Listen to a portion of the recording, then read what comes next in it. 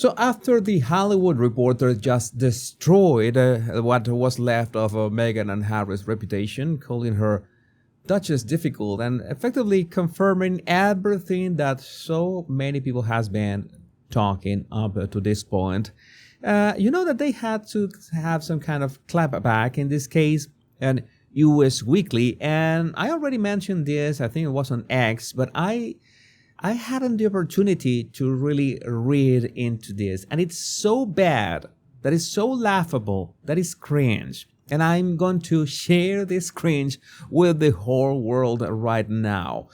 First, after a recent report branded Meghan Markle as Duchess difficult, current and former staffers have gone on the record with us about what it's really like to work for Meghan and Prince Harry. Go inside the sausage empire in our new cover story.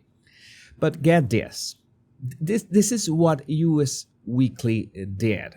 I'm going to read the first part because you are not going to believe this.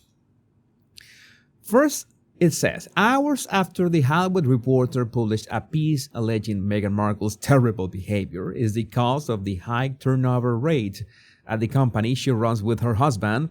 They run that company? I didn't know. A current employee posted a note on Instagram passionately debunking the report. Well, my question is, what is the name of said current employee? How do they know it's a current employee? And if they confirm that it's a current employee who left a comment on Instagram, why didn't they put their name, his or her name, or even their Instagram handle? Nothing. Like, they could be talking about fairy dust and we couldn't be able to confirm that.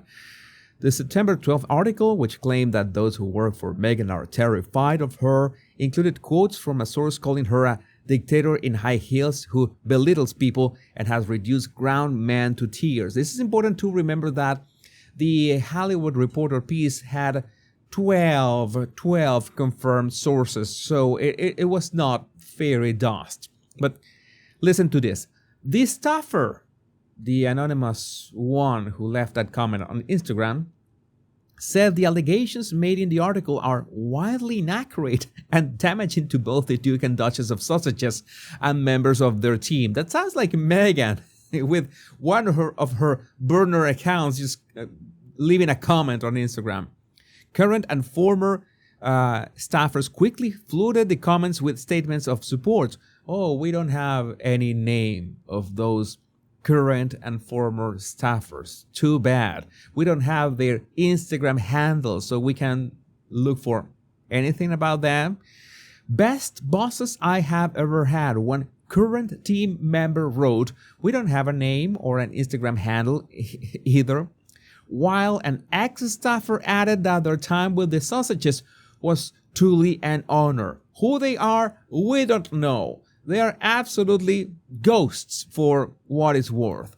But then they have to back this article. US Weekly had to back the article with something, right? Some kind of substance, something that Harry and Meghan do not have.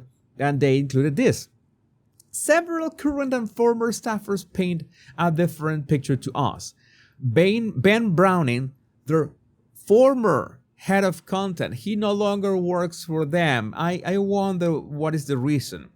The narratives we've seen suggesting the contrary are untrue. One-time chief of staff Catherine Saint Laurent tells us, okay, we have two people who used to work for Harry and Meghan, but they no longer work for Harry and Meghan. That is laughable. It would be nice if someone who actually worked for Harry and Meghan and not in one of the higher ups could share their experience. And there was one who could share their experience, and was Ashley Hansen, Global Press Secretary to the Duke and Duchess of Sussex and the Head of Communications for Archewell. That is what I call a higher up, although I think they are just 16 people working there. So bear with me with this. says her bosses couldn't have been more supportive when she had to take some extended time off for a serious surgery. When I told them, I was met with the kind of concern and care a parent would express if it were their own child. This is way too much.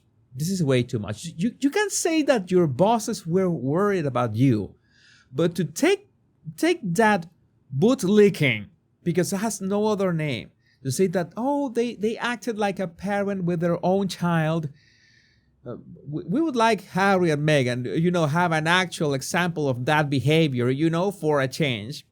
And she recalls, I was asked what I needed, how, and if they could help, and told to take as much time as I needed. So, like, they take as much time as they need away from their own children. Now that we are talking about these comparisons, it's just in the records. You have the flight records. You know that this could be allegedly, right? But Ashley, why did you have to say that? It's so over the top, and nobody's gonna believe you. And also, as a current employee who asked to remain anonymous, why, if someone is going to say good things about Harry and Meghan, why do they have to remain anonymous? Harry and Meghan would be glad for them to share their experience. And if that person wants to defend their bosses, why are they remaining anonymous? Maybe that was Meghan with another burner email, another burner account. I wouldn't be surprised. People leave at any company, they get new opportunities, change their careers, or feel their role isn't the right fit. They also sometimes get let go. Those decisions are part of doing business. Oh, right. Yeah, that is of course true in many ways. But I just would like to answer the pressing question that everyone is asking. Can anybody, not from the higher ups, truly defend Harry and Meghan against these allegations? Why do we have such flimsy pieces about their so-called, they are like parents to us? That is, what they say about business, that say we are like a family? That is gross, and that is creepy as well, but just wrong. I used to work at one of said businesses, and no, it was not like a family. Maybe like a really dysfunctional family. That could apply. That could work. And, well, anyway, the current anonymous staffer says colleagues have been dumbfounded by the claims, adding, it's clear where this type of commentary is coming from. It's likely made up from someone who is disgruntled. Do people talk like that? Like, people speak like that in real life? Browning tells us the narrative is simply a predictable attempt at creating intrigue through sewing false conflict. Oh yeah, that must be the reason why Meghan hasn't shown her face in a while. Maybe she wants to regain her energy or her power or something. But it's pretty easy to imagine that she was affected by these pieces, and she had to rush to get this one out. But I don't know, the effect is not working, Meghan. But I would like to know, what do you think about this in the comments? My Royal Rogues, remember to download my free 100 body language tips in the description of this video.